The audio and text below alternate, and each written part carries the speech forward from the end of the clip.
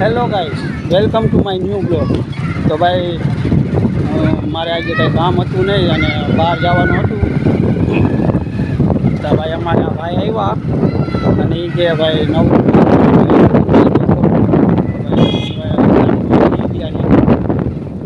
ઘરેથી ભાઈ નીકળી ગયા. હવે જાય છે ભાઈ, ક્યાં લઈ જાય કંઈ ખબર નહીં.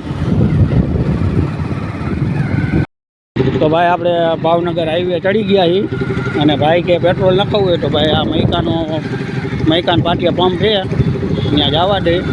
તો ભાઈ હવે પેટ્રોલ નાખવી લઈ.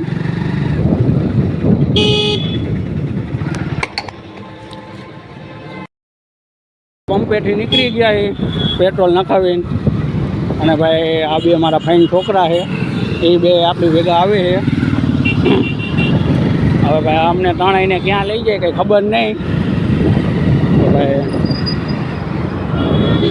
આ ભાવનગર આવ્યું છે. હું મારા ભાઈને પૂછું કે ભાઈ ક્યાં લઈ જશે, પણ ભાઈ કંઈ જવાબ આપતો નથી. તો આપણે તમે લોકો બ્લોગમાં ભાઈ છેલ્લે લગીને લઈ જાઓ આ ભાઈ ક્યાં લઈ જાય છે. તો તમને ભાઈ લઈ જાય બરાબર. તો ભાઈ આ બાયપાસ છે, જોઈ લ્યો.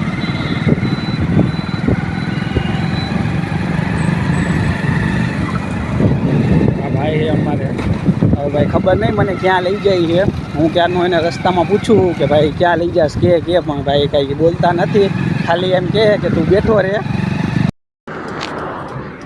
તો ભાઈએ ગાડી હોટલે ઊભી રાખી છે, કદાચ પાન ફાંકી લેવા ગયા છે. તો ભાઈ જોઈ હવે પછી પાન ફાંકી ખાઈને હવે ક્યાં લઈ જાય તે ખબર નહીં. તો તમે લોકો ભાઈ વિડીયોમાં એન્ડ લગીને બન્યા રહીજો.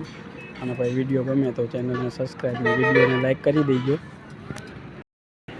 તો ભાઈ અમારા ભાઈ હલાવે છે, હાથમાં કંઈક થેલી લઈને હલાવે છે. આ શું હે ભાઈ બંધ? આ નાળિયેર છે. લે આજ રવિવાર છે, મેરડીમાં જવાનું હોય, તને યાદ નથી? હા લે, મને ખબર નથી. તો ભાઈ આપણે ભાઈ મેરડીમાના મંદિરે લઈને આવ્યા. ભાઈ બહાર જવાનું હતું એમાં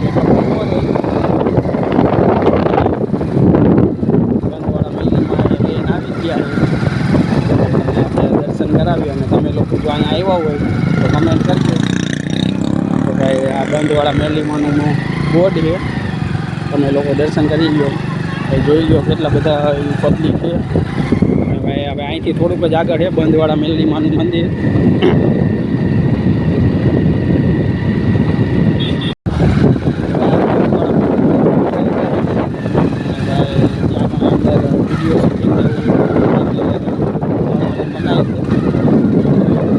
ગાડી રાખી દઈ.